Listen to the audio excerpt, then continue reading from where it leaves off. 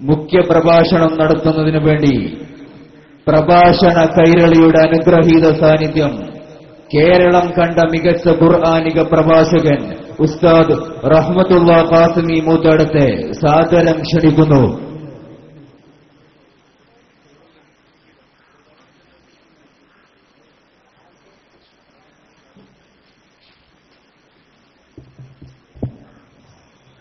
السلام عليكم ورحمة الله.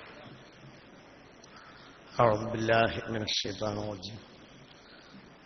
بسم الله الرحمن الرحيم. الحمد لله رب العالمين. والصلاة والسلام على سيد المرسلين شفيع المذنبين إمام المتقين رسول رب العالمين وعلى آله وصحبه أجمعين. فإن خير الكلام كلام الله وخير الهدي هدي محمد صلى الله عليه وسلم وشر الأمور محدثاتها وكل محدثة بدعة. بسم الله عليك توكلنا وإليك أنبنا وإليك المصير. حسبنا الله ونعم الوكيل نعم المولى ونعم النصير. ولا حول ولا قوة إلا بالله العلي العظيم. رب اشرح لي صدري ويسر لي أمري واحلل عقدة من لساني يفقهوا قولي. اللهم صل على سيدنا محمد وعلى آل سيدنا محمد. اللهم صل على سيدنا محمد الفاتح لما أغلق والخاتم لما سبق ناصر الحق بالحق والهادي إلى صراطك المستقيم وعلى آله حق قدره ومقداره العظيم. اللهم صل على سيدنا محمد وعلى آل سيدنا محمد. ബഹുമാനപ്പെട്ട അധ്യക്ഷരെ, പണ്ഡിതന്മാരെ, ബഹുമാനപ്പെട്ട പ്രവാസികളെ, പ്രവാസി നേതാക്കളെ, ബഹുമാനമുള്ള വിദ്യാർത്ഥികളെ, സദസ്യരെ, എനിക്ക് നിശ്ചയിക്കപ്പെട്ട സെഷൻ ഇതിനു ശേഷമുള്ള ഉലമ ഉമറ സംഗമമാണ്. പക്ഷേ അനിവാര്യമായ ചില കാരണങ്ങളാൽ ഞാൻ നേരത്തെ ഇവിടെ എത്തിച്ചേർന്നതാണ്. ഒരു നിലക്ക് പ്രവാസി സംഗമത്തിൽ പങ്കെടുക്കാൻ കഴിഞ്ഞതും ഒരു സന്തോഷമായും ഞാൻ മനസ്സിലാക്കുകയാണ്. എന്തുകൊണ്ട്? ഏറ്റവും കൂടുതൽ ബോധവൽക്കരണം നടത്തപ്പെടേണ്ട ഒരു വിഭാഗമാണ് പ്രവാസി സമൂഹം എന്നാണ് എന്റെ വിലയിരുത്തൽ. പ്രവാസം കൊണ്ട് നമ്മുടെ കേരളത്തിനുണ്ടായിട്ടുള്ള നേട്ടങ്ങൾ നിരവധിയാണ്. പക്ഷേ അടിസ്ഥാനപരമായി പറഞ്ഞാൽ പ്രവാസം എന്നത് ഒരു അനുഗ്രഹമല്ല, ഒരു ജനതയുടെ ശിക്ഷയാണ്. ഒരു ജനതക്ക് ആ ജനത ജീവിക്കുന്ന മണ്ണിൽ വിഭവങ്ങൾ ലഭിക്കാതിരിക്കുക എന്നത് ആ ജനതയുടെ അനുഗ്രഹമായി കണക്കാക്കാൻ പാടില്ലാത്തതാണ്. റബ്ബന ഇന്നി അസ്കൻതു മിൻ ദുർരിയതി ബിവാദിൻ ഗൈരി ദീ സറ ഇൻദ ബൈതികൽ മുഹറം റബ്ബന ലിയുഖീമുസ് സ്വലാ ഫജ്അൽ അഫ്ഇറതൻ മിനൻ നാസി തഹ്വി ഇലൈഹിം വർസുഖ്ഹും മിനസ് സമറാത്തി ലഅല്ലഹും യഷ്കുറൂൻ. ഇവിടെ ലഅല്ലഹും യഷ്കുറൂൻ എന്ന വാക്ക് അണ്ടർലൈൻ ചെയ്യേണ്ടതാണ്. എന്തുകൊണ്ടെന്നാൽ ഇവർക്കാവശ്യമായ വിഭവങ്ങൾ വർസുഖ്ഹും മിനസ് സമറാത്ത് ഈ മണ്ണിൽ തന്നെ നൽകണം എന്ന് അല്ലാഹുവോട് പ്രാർത്ഥിച്ചിട്ടുണ്ട് സയ്യിദുനാ ഇബ്രാഹിം. എന്നിട്ട് ഇബ്രാഹിം അതിന് പറയുന്ന ന്യായം, ഒരു ജനതക്ക് ആ ജനതയുടെ മണ്ണിൽ തന്നെ തൊഴിൽ, ആ മണ്ണിൽ തന്നെ വിഭവങ്ങൾ, അതുണ്ടായാലേ ലഅല്ലഹും യഷ്കുറൂൻ, അവരുടെ തലമുറകളും തലമുറയുടെ ശേഷമുള്ള തലമുറകളും നന്ദിയുള്ളവരാകൂ എന്നത് വളരെ കൃത്യമായ ഒരു റീഡിംഗ്. ഞാൻ പ്രവാസികളെ വിഷമിപ്പിക്കാൻ വേണ്ടി പറഞ്ഞതല്ല, എന്നാലും വളരെ അഗാധമായ യാഥാർത്ഥ്യങ്ങൾ ഇതിന്റെ പിന്നിലെല്ലാം ഒളിഞ്ഞു കിടക്കുന്നുണ്ട് എന്നത് ഒരു സത്യമാണ്. നമ്മുടെ ജനത വല്ലാതെ മാറിക്കഴിഞ്ഞിട്ടുണ്ട്. നമ്മുടെ ജനത എന്നാണ് മാറിയത് എന്ന് ചോദിച്ചാൽ നമ്മുടെ നാട്ടിൽ നിന്ന് നമ്മുടെ ജീവിതത്തിന് അന്നവും അപ്പവും വെള്ളവും വിഭവങ്ങളും ലഭിക്കുന്നത് കമ്മിയായപ്പോഴാണ് നമ്മുടെ ജനതക്കുണ്ടായ നഷ്ടങ്ങളുടെ എല്ലാത്തിന്റെയും ആദ്യത്തെ പടി എന്നാണ് എന്റെ വിശ്വാസം. പഴയ കാലത്തെ നമ്മുടെ ജനങ്ങളുടെ ഒരവസ്ഥ ഉള്ളതുകൊണ്ട് മതിയാകുന്ന ഒരവസ്ഥയായിരുന്നു. കുറച്ച് ദൂരേക്ക് പോലും നമ്മുടെ വല്യപ്പമാരുടെ വല്യപ്പമാർ തൊഴിലിന് പോകുമായിരുന്നില്ല. എന്തുകൊണ്ടാണ് തൊഴിലിന് പോകാതിരുന്നത്? അങ്ങനെ വല്ലാതെ ദൂരേക്ക് പോയാല് കൃത്യമായി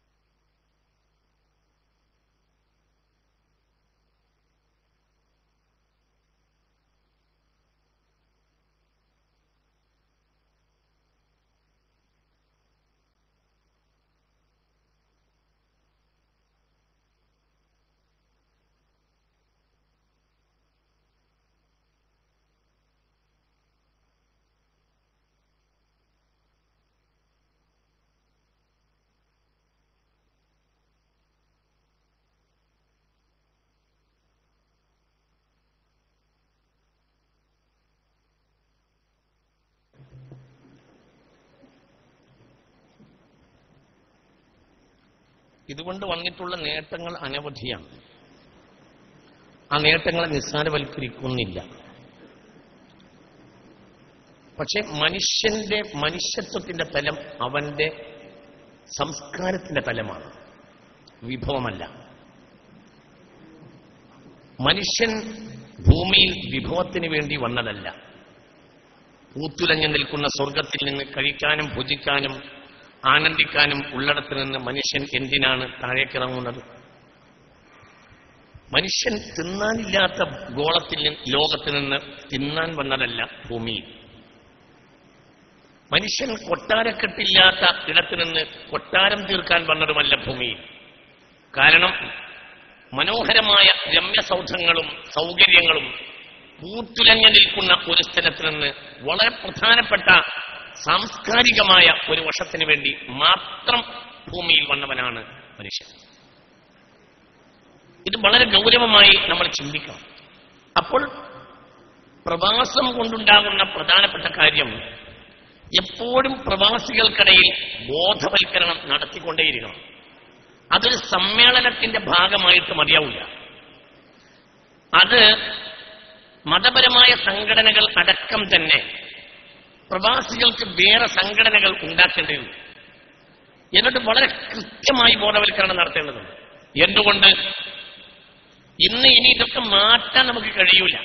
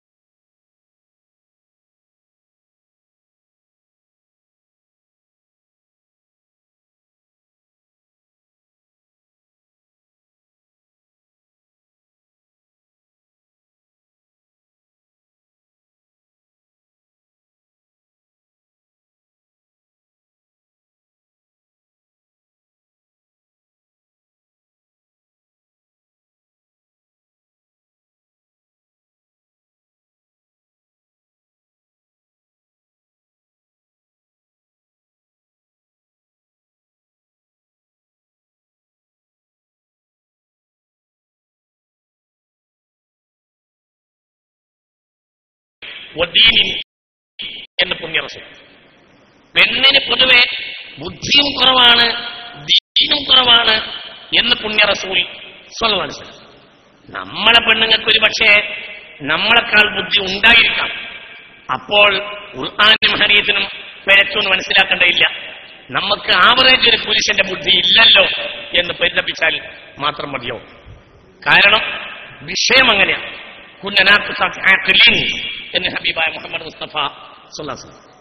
കൈകാര്യങ്ങൾ ഏകദേശമൊക്കെ കുടുംബങ്ങളിൽ അവരുടെ കയ്യിൽ ആയിപ്പോയി.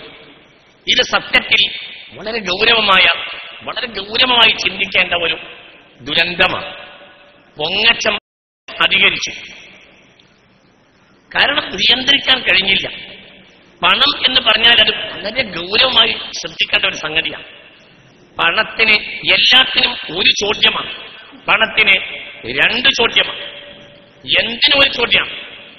നിസ്കാരത്തിന് ഒരു ചോദ്യമാണ്, നോമ്പിന് ഒരു ചോദ്യമാണ്, എന്തിനും ഒരു ചോദ്യമാണ്. പണത്തിന്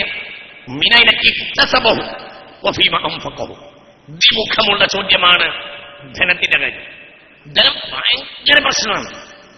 ധനം സമ്പാദിക്കുമ്പോൾ പ്രശ്നം, ചെലവഴിക്കുമ്പോൾ പ്രശ്നം ഭയങ്കരമാണ്.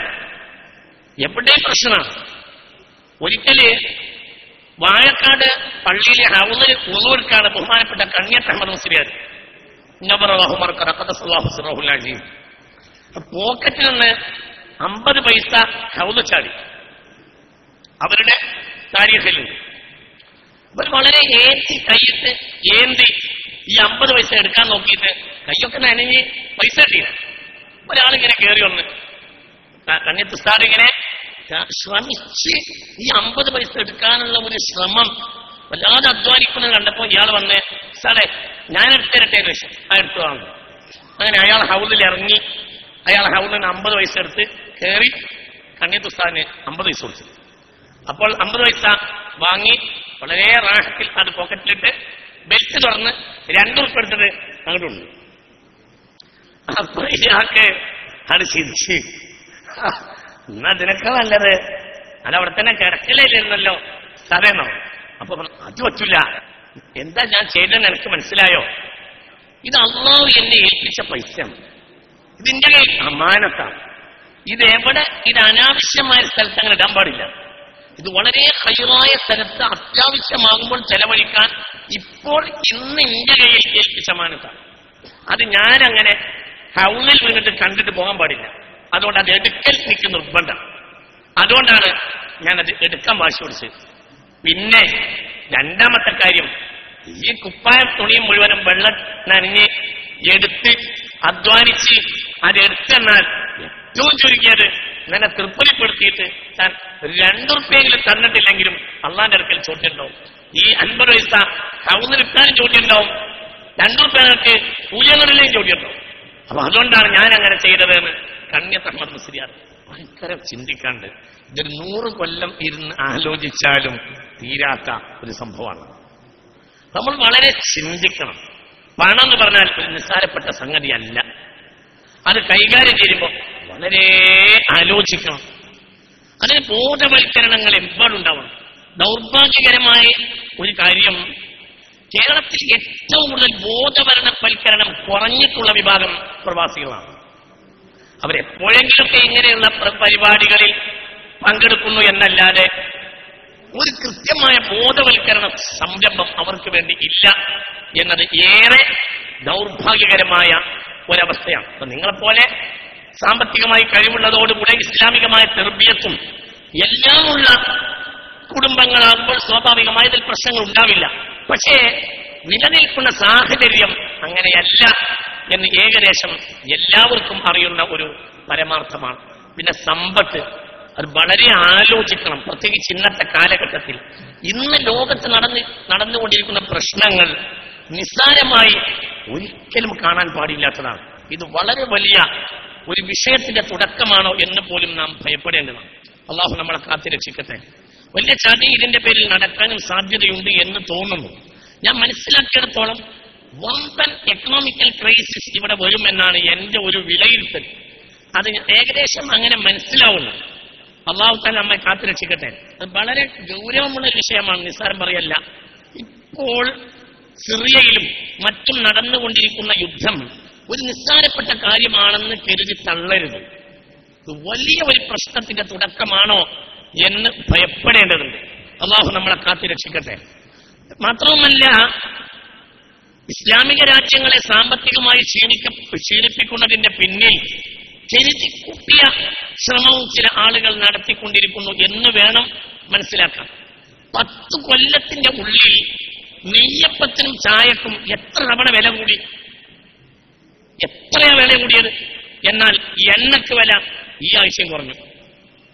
കാരണം എണ്ണയുടെ പ്രധാനപ്പെട്ട സ്രോതസ് മുസ്ലിം രാജ്യങ്ങളിലാണ്. അതിൽ നിന്ന് പരമാവധി ഊറ്റിയെടുക്കുക എന്നതാണ് ഇപ്പോൾ പടിഞ്ഞാറും അമേരിക്കയും ചെയ്യുന്ന ഏറ്റവും വലിയ ഒരു ചതി. അത് വല്ലാതെ താമസിയാതെ തീർക്കാൻ കഴിയും എന്നാണ് അവരുടെ വിലയിരുത്തൽ. മുസ്ലിം സമുദായത്തെ സാമ്പത്തികമായി ക്ഷീണിപ്പിക്കാൻ ഏതു കാലത്തും ശത്രുക്കൾ ശ്രമിച്ചിട്ടുണ്ട്. അതിന്റെ ഒരു ഭാഗമായിട്ടാണ് നാം ഇതിനെ മനസ്സിലാക്കേണ്ടത്. എണ്ണയ്ക്ക് ഇത്രയൊന്നും വിലയില്ല. 50 രൂപ പോയിട്ട് 25 രൂപയ്ക്ക് നമ്മുടെ നാട്ടിൽ സർക്കാരിന് ഡീസൽ കൊടുക്കാൻ കഴിയും. പക്ഷേ സർക്കാർ തന്നെ ഇടനിലക്കാരെ വെച്ചും സർക്കാരിന്റെ ലാഭവും എല്ലാം വെച്ചാണ് ഇന്ന് കാണുന്ന വില. ഇത്രയൊന്നും ഇല്ല. 10 കൊല്ലത്തിന്റെ ഉള്ളിൽ നാം ഉപയോഗിക്കുന്ന ഓരോ വസ്തുക്കൾക്കും എത്ര തവണ വില കൂടി? ആ നിലക്ക് നോക്കിയാൽ എണ്ണയ്ക്ക് എത്ര വില കൂടണം, പക്ഷെ എണ്ണ വില കൂടിയില്ല. എന്തുകൊണ്ട്? അതിന്റെ പിന്നിൽ അന്താരാഷ്ട്ര കളിയുണ്ട് എന്ന് ഗൗരവമായി നമ്മൾ മനസ്സിലാക്കേണ്ടതുണ്ട്. അപ്പോൾ വരുന്ന പ്രശ്നം എന്ത്? പ്രശ്നം ഇന്നുള്ള സാമ്പത്തികമായ കരുത്ത് നാളെ അറബ് രാജ്യങ്ങളിൽ ഉണ്ടാവാൻ സാധ്യത കുറവാണ്. ഇത് നമ്മൾ ശരിക്കും മനസ്സിലാക്കണം. അറബികൾ വല്ലാത്ത നല്ല മനുഷ്യരാണ്. അവർക്കൊരു നിയമത്ത് വന്നപ്പോ മലർച്ച വാതിൽ തുറന്നിട്ട് എല്ലാരെയും സ്വീകരിച്ചു. ആരെയും അതിൽ മതമില്ല, ജാതിയില്ല, പ്രദേശമില്ല. വലിയ അനുഗ്രഹമുള്ളവരാണ് അറബികളെ ആക്ഷേപിക്കരുത്. വലിയ നിയമത്തുള്ളവരാണ്. ലോകത്തെ നവോത്ഥാനം ഇനിയും അറബികളിൽ നിന്നേ വരും. അവരിൽ നിന്ന് പെട്ട ആളാണ് മുഹമ്മദ് ഇബ്നു അബ്ദില്ല യുവാതിഉ ഇസ്മുഹു ഇസ്മി വസ്മു അബീഹി ഇസ്മ അബീ എന്ന് പറഞ്ഞ ഇമാം അൽ മഹ്ദി അൽ മുൻതളർ റളിയല്ലാഹു അൻഹു. അറബികൾ വഫീഹിം മുഹമ്മദുൻ സ്വല്ലല്ലാഹു അലൈഹി വസല്ലം. അറബികൾക്ക് വലിയ ഗുണമുണ്ട്. അവർക്ക് നിഅമത്ത് ലഭിച്ചപ്പോൾ അവര് മലർച്ച വാതിൽ തുറന്നിട്ടു. പക്ഷേ ഈ അവസ്ഥയൊക്കെ എത്ര കാലം തുടരും എന്ന് നമ്മൾ ഭയപ്പെടണം. സാമ്പത്തിക ക്രൈസിസ് വീണ്ടും വരാനുള്ള സാധ്യത അധികരിച്ചതാണ്. ഇപ്പോൾ അവസാനം കിട്ടിയ ഒരു വാർത്ത, ബഹുമാനപ്പെട്ട മുസ്തഫ സാഹിബൊക്കെ ഇവിടെ ഉണ്ട്, ദുബായ് 2007 വീണ്ടും തിരിച്ചു പോകുന്നു എന്നാണ്. സാമ്പത്തിക ക്രൈസിസിൽ അള്ളാഹു നമ്മളെ കാത്തുരക്ഷിക്കട്ടെ. സാമ്പത്തിക പ്രശ്നം വലിയ വിഷയമാണ്. ജഅലല്ലാഹു ലക്കും ഖിയാമൻ നിലനിൽപ്പിന്റെ ആധാരമാണ്. الذين إذا أنفقوا لم يسرفوا ولم يقتروا وكان بين ذلك ഖവാമ, നിലനിൽപ്പ്. അപ്പോൾ എക്കണോമിക്കൽ ക്രൈസിസ് വന്നാൽ ഭയങ്കര പ്രശ്നം വരും, ഭയങ്കര വിഷയം വരും. അതുകൊണ്ട് ബോധവൽക്കരണം നടത്തിയേ തീരൂ. ചെലവ് കുറക്കണം, കല്യാണങ്ങൾ, അനാവശ്യമായ ഏർപ്പാടുകൾ ഒക്കെ കുറക്കണം. ഇന്നലെ വരെയുള്ള പ്രതീക്ഷ ഇല്ല. അള്ളാഹു വേറെ വഴി തുറക്കൂലേ? അള്ളാഹു തുറക്കുമെന്ന് പറയാൻ നമ്മളെ ഏൽപ്പിച്ചിട്ടില്ല. എന്ന് മുത്ത റസൂൽ, എന്ന് പുണ്യ റസൂൽ. സമ്മേളനാണെങ്കിലും സ്വലാത്തൊക്കെ ചെല്ല. പുണ്യ മുഹമ്മദ് മുസ്തഫ, പുണ്യ മുഹമ്മദ് സല്ലല്ലാഹു അലൈഹി വസല്ലം മഅല മൻ യഖ്തസദാന ഹബീബായ മുഹമ്മദ് മുസ്തഫ. ദാരിദ്ര്യം വലിയ വിഷയമാണ്. ഇന്നലത്തെ പോലെ ഇന്നത്തെ ജനങ്ങൾക്ക് സഹിക്കാൻ കഴിയില്ല, ഇന്നത്തെ ആളുകളെ പോലെ നാളത്തോർക്ക് സഹിക്കാൻ കഴിയില്ല. അപ്പോൾ പിന്നെ എന്താവും? എല്ലാ വഴികേടും ദാരിദ്ര്യത്തിൽ നിന്ന് വരും. ദാരിദ്ര്യം വലിയ വിഷയമാണ്. അതിൽ ഒരു ബോധമില്ലാത്ത ആളുകൾ നമ്മളാണ്. കേരളത്തിൽ ഏറ്റവും കൂടുതൽ ആശുപത്രി ക്രിസ്ത്യാനികൾക്കാണ്. കേരളത്തിൽ ഏറ്റവും കുറഞ്ഞ രോഗികൾ ക്രിസ്ത്യാനികളാണ്.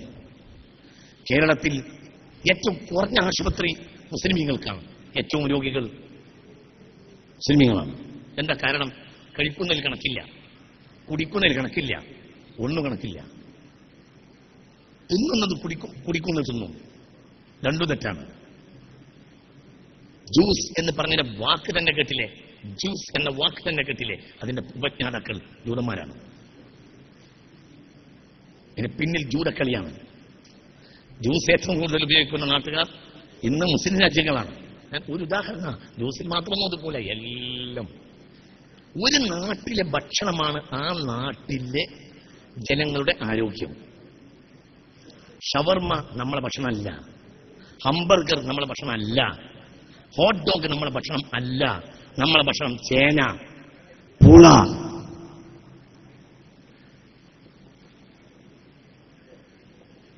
ചക്ക. എന്നോട് ഒരിക്കൽ അത്തിപ്പറ്റ മൈദൻകുട്ടി മുസ്ലിയാർ പെരിന്തൽമണ്ണയിൽ ഒരു പരിപാടി പങ്കെടുക്കുമ്പോൾ എടുത്തു വിളിച്ചോണേ, നിങ്ങൾ ഒരു ദിവസം ചക്കയെ പറ്റി വേണം. എന്റെ കുട്ടി ഒരിക്കൽ ചക്കയെ പറ്റി ഒരു വയന്ന് ചക്കയെ പറ്റി പലതും പറഞ്ഞല്ലോ, ഇനി ഒരൊറ്റ വയന്ന് ചക്കയെ പറ്റി പറയണം. എന്റെ സന്ദേശം, ചക്കയെ ഒഴിവാക്കിയതിന്റെ ദോഷാണ് ഇന്ന് മലബാറിൽ കാണുന്ന ക്യാൻസർ. എന്നോട് പറഞ്ഞത് അത്തിപ്പറ്റ മൈദൻകുട്ടി മുസ്ലിയാർ. ഒരു കാലത്ത് നമ്മളെ നാട്ടിലെ പ്രധാനപ്പെട്ട ഭക്ഷണം ചക്കയാണ്. ഇന്ന് ചക്ക നേരത്തെ താഴെ കിടക്കും, തിന്നാൻ ആളില്ല. ഇപ്പോൾ ആധുനിക വൈദ്യശാസ്ത്രം കണ്ടുപിടിച്ചു ക്യാൻസറിന് ഏറ്റവും വലിയ പ്രതിരോധം ചക്കയാണ്. ചക്ക കൊമ്പിൽ പൊട്ടുന്നതോടുകൂടെ തുടങ്ങും. മുള്ള് മാത്രം ഇങ്ങനെ ഒന്ന് ചെത്തും. പിന്നെ ഞങ്ങൾ മലപ്പുറം ജില്ലക്കാർ ഇടിച്ചക്കാന്ന് പറയും. ഇവിടെ എന്താ പറയാ? അല്ലേ അല്ലേ? അത് കഴിഞ്ഞിട്ട് പിന്നെ വേറെ, പിന്നെ പഴുത്ത വേറെ. ചക്ക മൊത്തം. അതിനൊക്കെ പ്രശ്നം എന്നെക്കാൾ വലിയത് ചക്കയുടെ കുരുവിന്റെ പുറത്ത് ഒരു പ്ലാസ്റ്റിക് പോലത്തെ തൊലിയുണ്ട്. ആ തൊലിയാണ് പൊട്ടിച്ചൊഴിവാക്കിയാൽ പിന്നൊരു തൊലിയുണ്ട്, രണ്ടാം തൊലി. ചക്കക്കുരുവിന്റെ ഒരു തവിട്. ക്യാൻസറിന് ഇത്രയേറെ പ്രതിരോധമുള്ള ഒരു മരുന്ന് അതുപോലെ പറയല്ലേ. ഒരു കാലത്ത് പ്രധാനപ്പെട്ട നമ്മളെ കറിയണ്ട മുരിങ്ങയും പാറ പാറ പാറ ചക്കക്കുരു. ഒരു ക്യാൻസറും ഇല്ല, ഒരു കുഴപ്പമില്ല, ഒന്നുമില്ല. മെഡിക്കൽ കോളേജ് സൂപ്രണ്ട് എന്നോട് പറഞ്ഞേ, നിങ്ങൾ ആളുകളുടെ ഭക്ഷണത്തെ പറ്റി ഒന്ന് നിങ്ങൾ പറഞ്ഞു കൊടുക്കണം. എന്തുകൊണ്ട്? വരുന്ന രോഗികളിൽ 70-80% രോഗികളും കിഡ്നി രോഗികൾ മുസ്ലിമീങ്ങളാണ്. 2 മാസം ഷാമുവാസികൾ മദീനത്ത് പോയി പാർത്തിട്ട് മദീനയിൽ രോഗം കാണാത്തത് കൊണ്ട് അത്ഭുതപ്പെട്ട് മദീനക്കാരോട് ചോദിച്ചു, ഞങ്ങളിവിടെ രോഗം എന്തൊക്കെ ഉണ്ടെന്ന് പരിശോധിക്കാൻ വന്ന് നോക്കുമ്പോൾ ഇവിടെ രോഗം തന്നെ ഇല്ലല്ലോ എന്ന് മദീനക്കാരോട് പറഞ്ഞപ്പോൾ പറഞ്ഞേ, നഈശ് ബിൽ ഖുർആനി വസുന്നത്തി മുഹമ്മദിൻ, നിങ്ങൾ ഖുർആനും സുന്നത്തോടെ ജീവിക്കുന്നവരാണ്, ഞങ്ങൾക്ക് രോഗം ഉണ്ടാവില്ല. ഇത് പറഞ്ഞുകൊണ്ടാണ് സാദുൽ മആദിൽ കിതാബ് തിബ്ബ് തുടങ്ങുന്നത് ഇബ്നുൽ ഖയ്യിം. മുസ്ലിങ്ങൾക്ക് അങ്ങനെ രോഗം ഉണ്ടാകാൻ പാടില്ല. അസ്യഹത്തു ഖൈറും മിനൽ ഗിനാ. സമ്പാദ്യത്തിനല്ല പ്രാധാന്യം കൊടുക്കേണ്ടത്, ആരോഗ്യത്തിനാണ്. ആരോഗ്യം തിന്നുക, കുടിക്കുക, തൊഴിൽ ചെയ്യുക. ആരോഗ്യത്തിന് നടന്നത് കാര്യമല്ല. വെറുതെ നടക്കുന്ന ഒറ്റ കൂട്ടർ ലോക ചരിത്രത്തിൽ മനുഷ്യന്മാർ മാത്രമാണ്. ഇപ്പോൾ 4 ഇപ്പുറമുണ്ടായ മനുഷ്യന്മാർ വെറുതെ നടക്കുന്ന മനുഷ്യന്മാരെ പറ്റി പഴയ കാലത്ത് പ്രാന്തമായിരുന്നു അറിയാം. ഒന്ന് അങ്ങോട്ട് ഇറങ്ങും, കുറച്ച് ഒന്ന് ഇങ്ങോട്ട് ഇറങ്ങും, പിന്നെ ഒന്ന് അങ്ങോട്ട് ഇറങ്ങും, ഒന്ന് ഇങ്ങോട്ട് ഇറങ്ങും. നമ്മൾ പറയും നല്ല മനുഷ്യനായിരുന്നു, ഇപ്പൊ എന്തോ സുഖമില്ല. ഇപ്പൊ 99% മനുഷ്യന്മാർക്കും പ്രാന്ത. ഒന്ന് അങ്ങോട്ട് പോയും, ഒന്ന് ഇങ്ങോട്ട് പോയും. അതിന്റെ ഇടയിൽ ബാക്കിൽ വന്ന് ഓട്ടോറിക്ഷ കുത്തും, അങ്ങനെ വിളിക്കുകയും ചെയ്യും. എന്നോട് ഈ സദസ്സിലുള്ള ഒരാൾ പറഞ്ഞ്, ഞാൻ നടത്തം നിർത്തി, നടക്കാൻ ഞാനില്ല. എന്ത്? ഞങ്ങളെ നന്ദിയില് ഏകദേശം നടന്നവരൊക്കെ ഓട്ടോറിക്ഷ കുത്തിയും മറ്റൊക്കെ ആയിട്ട് മരിച്ചുപോയി. അതുകൊണ്ട് ഞാൻ നടക്കുന്ന പരിപാടിക്കില്ലാന്ന് ഈ സദസ്സിലുള്ള നന്ദിക്കാരൻ 2 ആഴ്ച മുമ്പ് ഒരു യാത്രയിൽ എന്നോട് പറഞ്ഞു. ഉദാഹരണം പറയാം. അപ്പൊ നമുക്കെന്താ, ഞങ്ങൾ മധ്യവർജക സമിതി ഉണ്ടാക്കിയിരുന്നു മലപ്പുറം ജില്ലയിൽ. ഞാനായിരുന്നു പ്രസിഡന്റ്. കുറച്ചു മുമ്പ് ഒരച്ഛന്, ഒരു ഹിന്ദു സെക്രട്ടറി, അച്ഛൻ ട്രഷറർ, കലക്ടറേറ്റ് മുന്നിലൊക്കെ കുറെ വർക്ക് ചെയ്തു. അപ്പൊ എല്ലാ മാസത്തിൽ ഒരു തവണയെങ്കിലും കലക്ടറേറ്റിന്റെ മുന്നിൽ ഞങ്ങൾ ഒരുമിച്ച് കൂടി യോഗം കൂടും. ഒരു 4 മണിക്ക് ശേഷം എല്ലാ ഞായറാഴ്ചയും, മാസത്തിൽ ഒരു ഞായറാഴ്ച. ഒരു ദിവസം യോഗം കൂടുമ്പോൾ 1-2 മാസം കഴിഞ്ഞു, അച്ഛനെ കാണാനില്ല. ആ അച്ഛന് വന്നില്ല. പിന്നെ ഞങ്ങൾ യോഗം കൂടി, യോഗം ഏകദേശം തീരാനായപ്പോ അച്ഛൻ ഓടിക്കടിച്ചിട്ട് പാഞ്ഞു വരുന്നു. അപ്പൊ എന്തേ അച്ഛന്ന് ചോദിച്ചു. അപ്പൊ പറഞ്ഞു, ഇന്ന് ഇടവകയില് ഭക്ഷണത്തിന്റെ ക്ലാസ് ആയിരുന്നു, ഉത്തരവാദിത്തം എനിക്കായിരുന്നു. 3 മാസത്തിലൊരിക്കൽ എനിക്കാണ് അതിൽ ചാർജ് ഉള്ളത്, അതുകൊണ്ട് ഞാൻ നേരെ വൈകിയതാന്ന് പറഞ്ഞു. ഞാൻ പറഞ്ഞു, ഞങ്ങളെ ക്ലാസ്സൊക്കെ നേരത്തെ കഴിഞ്ഞു, അതുകൊണ്ടാണ് എനിക്ക് നേരത്തെ എത്താൻ കഴിഞ്ഞെന്നാണ്. അതായത് നമുക്ക് പിന്നെ അത് പറയല്ല, നിർവാഹമില്ലല്ലോ. അള്ളാഹുവിന്റെ തൗഫീഖോട് കൂടി എന്താണ് തിന്നേണ്ടത് എന്ന് പറഞ്ഞു കൊടുക്കുന്ന പരിപാടിയെ നമുക്കില്ല. ഇതല്ലാതെ മുത്തുനബിയോട് പറഞ്ഞില്ല. ഹബീബായ മുഹമ്മദ് മുസ്തഫ അങ്ങാടി കാണുന്ന ഒരു സാധനം കഴിക്കരുത്. നമ്മൾ ഇന്ന് ഈ കാണുന്ന അങ്ങാടിയിൽ കാണുന്ന ഉപ്പിലിട്ട ഒരു സാധനമുണ്ട്, എന്താ പറയാ, നെല്ലിക്ക, അതേപോലെ മാങ്ങ, അല്ലേ, പൈനാപ്പിള് കഴിച്ചു പോകരുത്. കിഡ്നിക്ക് ഇത്രയേറെ അപകടം ഉണ്ടാകുന്ന ബാറ്ററിയുടെ അതെ കൂവ, ഇതൊക്കെ ഉൾപ്പെടും. ബാറ്ററിയുടെ വെള്ളം വരെ ഇതിൽ കയറ്റും. ഫസ്റ്റ് കിഡ്നി അടിച്ചു. ഒരിക്കലും കഴിക്കരുത്. ഏറ്റവും കൂടുതൽ ഹോട്ടലിൽ, ഏറ്റവും കുറഞ്ഞ ഹോട്ടലിൽ കയറുന്നത് ക്രിസ്ത്യാനികളാണ്. കുടിഞ്ഞാല് കയറുള്ളൂ. നമ്മൾക്ക് പുരയിലൊക്കെ നല്ല റാഹത്താണെങ്കിലും ഹോട്ടലിൽ പോയി എന്തെങ്കിലും തിന്നാലേ നടക്കുള്ളൂ. പൊറാട്ട എന്ന സാധനം അനങ്ങാൻ പാടില്ല. മൈദ വൈറ്റാണ്. വൈറ്റ്, ഏകദേശം വൈറ്റ് ഒന്നും ഭക്ഷണത്തിന് പറ്റില്ല. വൈറ്റ് ക്യാൻസർ ഉണ്ടാകും. വെള്ള അരി അല്ലാതെ മുസ്ലിം വീടുകളിൽ ഉപയോഗിക്കില്ല. അരിയുടെ ഏറ്റവും വലിയ മഹത്വം അരിയിലെ തവിടാണ്. തവിടുള്ള ഒരൊറ്റ അരിയും വിരൽ ഉപയോഗിക്കില്ല. ചെറിയ പണിയാണ്. നമ്മളെ നാടിലോ പഴയ കാലത്ത് നെല്ലുകുത്തി അരിയുണ്ട്. ആ അരിയിൽ ഒന്നിങ്ങനെ ഒന്ന് കുടഞ്ഞ് പിന്നെ വല്യമ്മ പറയും ചെയ്യും, തവിടോടുകൂടി വേണം, തവിടിട്ട കഞ്ഞിയാവണം, തവിടുള്ള കഞ്ഞിയാവണം, ഉള്ള വിഷം തവിട് പോകും. അങ്ങനെ കുറെ വല്യമാര് നമുക്കുണ്ടായിരുന്നു, ഒക്കെ പോയി. ഇപ്പോൾ തീരെ കഴുകണ്ടാത്ത ഏറ്റവും വെളുത്ത അരി കൊണ്ടുവരിക.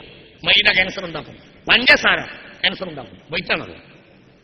വൈറ്റ് ധരിക്കാൻ പറ്റും, വൈറ്റ് കഴിച്ചാൽ വലിയ ആപത്തുണ്ടാവും. ആധുനിക വൈദ്യശാസ്ത്രമാണ്. ഞാൻ അവസാനിപ്പിക്കണം. ഇതൊക്കെ ഇങ്ങനെ ആവാനുള്ള കാരണം എന്താന്ന് വെച്ചാൽ, നമ്മളിൽ നിയന്ത്രണം പറ്റപ്പോയി. നമ്മൾ വീട്ടിലെ വിരുന്നുകാരനാണ്. നമ്മൾ 2 കൊല്ലം 3 കൊല്ലം കഴിയുമ്പോൾ വരുന്ന വിരുന്നുകാരാണ്. അതിനെപ്പോഴും ഒന്നുമില്ല. അപ്പൊ നിങ്ങൾ ചോദിക്കും, ഖുറൈശികളും യാത്ര പോയതില്ല. ഖുറൈശികൾ യാത്രയാ പോയത്, നമ്മളല്ല. സൂറത്ത് ഖുറൈശില് പറയുന്നത് രഹിലത്തെ ശിതായിയാണ്. നമ്മൾ ഇഖാമയാണ്. ശിതാവ് സൈഫൊന്നുമില്ല, ഇഖാമയ. ഇഖാമയുടെ പോക്കി ഇല്ല, രഹില. 3 മാസം പോയി തിരിച്ചു. ഈലാഖ് നടത്തിയാൽ പോലും 3 മാസം കൊണ്ട് വിഷയം പരിഹരിക്കണം. ഇല്ലെങ്കിലോ തൊരാൾക്ക് കൊടുക്കണം. എന്ത് പറ്റും? ഖുർആൻ അൽബക്കറാണ്. എന്റെ ഒരു പെണ്ണിന് അവരുടെ വൈകാരികമായ ആവശ്യം 3 മാസത്തിനപ്പുറം ക്ഷമിക്കാൻ കഴിയൂല. അൽബക്കറ. നമ്മൾ 2 കൊല്ലത്തിനടിച്ച്, ചിലപ്പോൾ 3 കൊല്ലത്തിനടിക്കും. അടി കഴിഞ്ഞിട്ട് പിന്നെ അറബിക്ക് തോന്നാൻ ഇങ്ങനെ 2 കൊല്ലം കഴിഞ്ഞു അങ്ങനെ അടിക്കും. നമ്മൾ ഒരായത്താൽ തൽക്കാലം പെണ്ണ് സബർ ചെയ്താൽ പെണ്ണിന് സ്വർഗം ഉണ്ടാവും പറയും. സ്വർഗം പലതുകൊണ്ടുണ്ടാവും, പക്ഷെ ക്ഷമിക്കാൻ മനുഷ്യന് കഴിയില്ല. മനുഷ്യന് ദുന്യാവിൽ അടങ്ങണം, ദുന്യാവ് തന്നെ അടങ്ങണം. എന്റെ ഒരു വിദ്യാർത്ഥി ഒരിക്കൽ രാമനാട്ടുകരയിലെ ഒരു കച്ചവടക്കാരൻ, ഒരു വിദ്യാർത്ഥി, നമ്മളെ ക്ലാസ്സിൽ വരുന്ന ഒരു ചെറുപ്പക്കാരൻ ഒരിക്കൽ എന്നോട് പറഞ്ഞു, എന്റെ തൊട്ടടുത്ത കട നടത്തുന്ന ഒരു വേറൊരാളുണ്ട് രാമനാട്ടുകരക്കാരൻ. ഇവൻ ഉച്ചയ്ക്ക് വീട്ടിൽ പോകുന്ന നേരത്ത് ഒരു ഫലിതം പറയും അത്രേ എല്ലാ ദിവസവും. ഒന്ന് അടിച്ചു നോക്കുക, അവിടെ തന്നെ ഉണ്ടോന്ന് അറിയില്ലല്ലോ. ഇല്ലെങ്കിൽ പിന്നെ നമ്മൾ വെറുതെ എണ്ണ കടിച്ചു പോകണ്ട. നിങ്ങൾക്ക് മനസ്സിലായില്ല? നിങ്ങളിവിടെ ഉണ്ടോ ആവോ? മനസ്സിലായില്ല?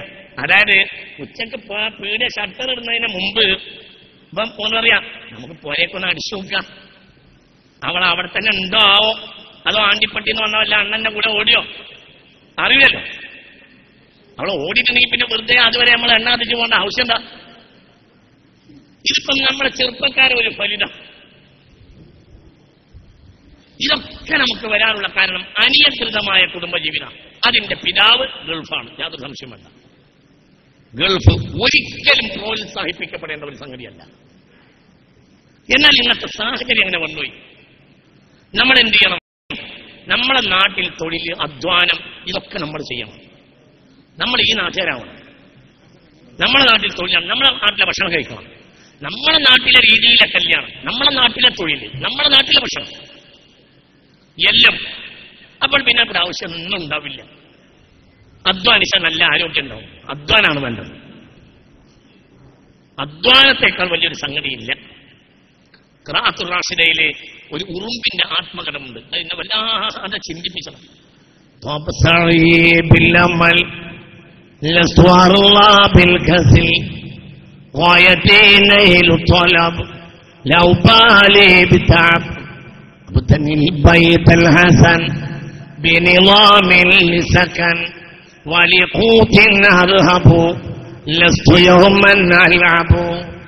ഒരു ഉറുമ്പിന്റെ ആത്മകഥം ഖിറാഅത്തുർ റാഷിദയിൽ കൊടുത്തിട്ടുണ്ട്.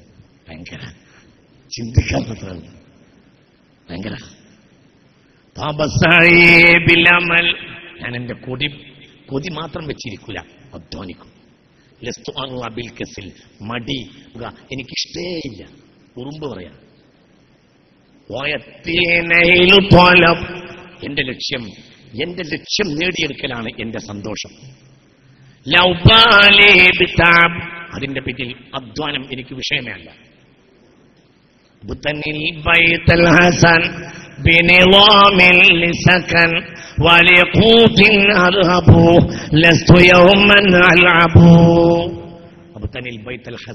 മനോഹരമായ വീട് എന്റെ കൈ കൊണ്ട് തന്നെ ഞാൻ ഉണ്ടാക്കും.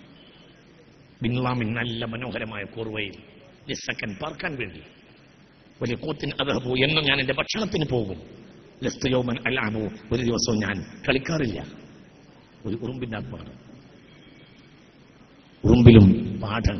അള്ളാഹു നമ്മളെ ചിന്തിച്ച് പ്രവർത്തിക്കുന്നവരാക്കി തരട്ടെ.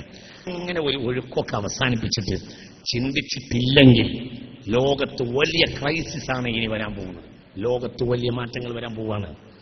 ലോകം അതിന്റെ അന്ത്യത്തോട് അടുക്കുന്നോ എന്ന് പോലും സംശയിക്കേണ്ടതാണ്. എന്റെ മനസ്സിലുള്ളത് മുഴുവൻ ഞങ്ങളോട് പറഞ്ഞാൽ അത് പിന്നെ ഈ സമ്മേളനത്തിന് ഒരു വിവാദമാകും എന്നതുകൊണ്ട് ഞാൻ പറയുന്നില്ല. എനിക്ക് ചില കണക്കുകൂട്ടലുണ്ട്. ഞാൻ ഈ വിഷയത്തിൽ 15 കൊല്ലമായി മഹദി ഇമാമിന്റെ പിന്നാലെ ഓടുന്ന ഒരു വിദ്യാർത്ഥിയാണ്. ഈ 15 കൊല്ലം ഞാൻ ഏറ്റവും കൂടുതൽ പഠിച്ചത് എപ്പോഴും മഹദി ഇമാമിനെ കിട്ടാവുന്ന പുസ്തകങ്ങളൊക്കെ വാങ്ങുക, മഹദി ഇമാമിനെ പരിചയപ്പെടുക. ഇമാം മഹ്ദി റളിയല്ലാഹു അൻഹു എന്നും എന്റെ മനസ്സിന്റെ ഒരു ആവേശമാണ്. ഒരു പക്ഷേ ഇത്രയേറെ ഈ വിഷയങ്ങൾ ഇമാം മഹ്ദിയെക്കുറിച്ചുള്ള ചർച്ചയുടെ ഒരുക്കം അതൊരു ഗൗരവമായ വിഷയമാക്കി തന്നെ തുടങ്ങിയതും കോഴിക്കോട്ടെ നമ്മുടെ റമളാനിലെ പ്രഭാഷണമാവാം എന്നും എനിക്ക് തോന്നുന്നു. മുമ്പില്ല എന്നല്ല, മുമ്പ് സ്ഥലമായൊക്കെ ചർച്ച ചെയ്തിട്ടുണ്ട്. നമ്മുടെ തലമുറയുടെ കാര്യമാണ് പറയുന്നത്. അപ്പോൾ ഇന്നത്തെ ഈ വിഷയം നിസ്സാരപ്പെട്ട വിഷയമല്ല. ഇതിന്റെ പിന്നിൽ വലിയ ക്രൈസിസ് വരാൻ പോകുന്നുണ്ട്. ഏറ്റവും വലിയ ക്രൈസിസ് എക്കണോമിക്കൽ ക്രൈസിസ് ആണ്. അത് വന്നാൽ വലിയ ആപത്ത് സംഭവിക്കും. അള്ളാഹു കാത്തുരക്ഷിക്കട്ടെ. നിങ്ങൾ പ്രവാസികൾ ഒരുമിച്ചുകൂടി സാമ്പത്തികമായ അച്ചടക്കത്തെക്കുറിച്ച് ഗൗരവമായി പഠിപ്പിക്കണം. അതിൽ പ്രത്യേകമായ ഫാക്കൽറ്റി എടുത്ത് ബഹുമാനപ്പെട്ട പണ്ഡിത വിദ്യാർത്ഥികൾ ഈ വിഷയത്തിൽ വളരെ ഗഹനമായ പഠനം നടത്തി ഗ്രാസ് റൂട്ടിൽ വർക്ക് ചെയ്യണം. ഇല്ലെങ്കിൽ വലിയ ആപത്ത് സംഭവിക്കും. ഷൗക്കത്ത് ടി.പി. ചന്ദ്രശേഖരൻ വധിക്കപ്പെട്ടു. ഞാൻ അവസാനിപ്പിക്കുകയാണ്. ടി.പി. ചന്ദ്രശേഖരൻ ഈ ഏരിയയിലല്ലേ അല്ലേ? ടി.പി. ചന്ദ്രശേഖരൻ വധിക്കപ്പെട്ടു. ഷൗക്കത്ത് കമ്മീഷനാണ് അന്വേഷണം നടത്തിയത്. അതിൽപ്പെട്ട ഒരു പോലീസുകാരൻ ഒരിക്കൽ എന്നോട് ഒരു സ്വകാര്യം പറഞ്ഞു. അയാൾ ഇങ്ങനെയാ പറഞ്ഞത്. അതിൽപ്പെട്ട ഒരു പോലീസുകാരൻ എന്നെ വിളിച്ച് ഒരിക്കൽ ഒരു സ്വകാര്യം പറഞ്ഞു. നിങ്ങൾ ഗ്രാസ് റൂട്ടിൽ പണിയെടുക്കണം.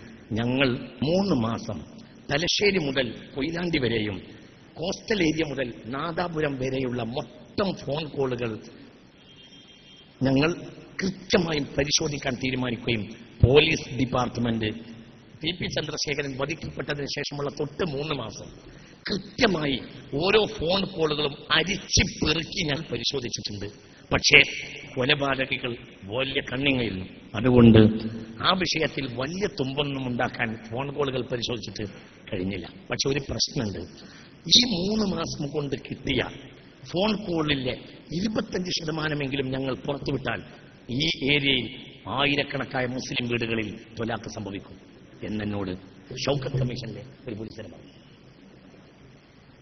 ആ ഫോൺ കോളുകൾ ഏകദേശം രാത്രി 9 മണിയുടെയും പുലർച്ചെ 4 മണിയുടെയും ഇടയിലാണ് വീടുകളിൽ വന്നിട്ടുള്ളത്. നമ്മൾ സാധാരണയായി ഈ UDF ഭരിക്കുമ്പോൾ LDF കുറ്റം പറയുന്നൊരു വാക്കുണ്ട്. UDF ഭരിക്കുമ്പോൾ LDF പറയും, LDF പറയുമ്പോൾ UDF പറയും. ഇങ്ങനെ പറയാം, ഇവിടെ ഒരു ഭരണമുണ്ട്, ഇത് അരക്ഷിതാവസ്ഥയിൽ, ഇവിടെ ഒരു ഭരണമുണ്ട്, ഇതെന്ത് ഭരണമാണ്, ഇത് അരക്ഷിതാവസ്ഥയിൽ. LDF ഭരിക്കുമ്പോൾ UDF പറയും, UDF ഭരിക്കുമ്പോൾ LDF പറയും. ശരി, ആ വാക്ക് നമുക്കൊന്ന് പരിശോധിക്കാം. എന്തായാലും വേണം അരക്ഷിതാവസ്ഥ. അരക്ഷിതാവസ്ഥ, രക്ഷിതാവ് സ്ഥലത്തില്ലാത്ത അവസ്ഥ. ആ വാക്ക് നേരെ പരിഗണിച്ചു നോക്കി.